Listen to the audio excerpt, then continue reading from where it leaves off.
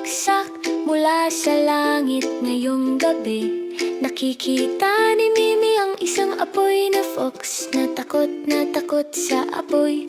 Ang mga apoy ay sumabog sa kagubatan, mga salpok sa lahat ng dako. Pumasok si Mimi na may mahika at pag-aalaga. Ang kagubatan ay umuusok habang ang mga apoy ay lumalakas. Ang maliit na fox ay nanginginig, parang lahat ay mali. Pinapawi ni Mimi ang apoy gamit ang banayad na liwanag. Inaalalayan ng takot na fox patungo sa isang ligtas na lugar. Mimi, Mimi, matapang at maliwanag. Tinutulungan ang fox sa gitna ng apoy at takot sa kabutihang loob.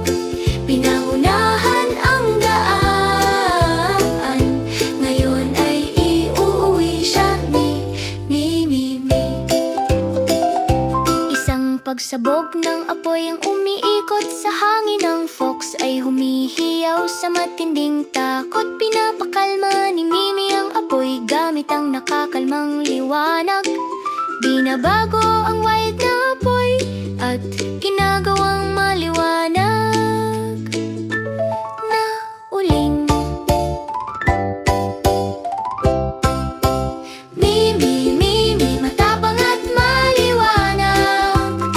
Tinutulungan ang fox sa gitna ng apoy at takot sa kabutihang loob.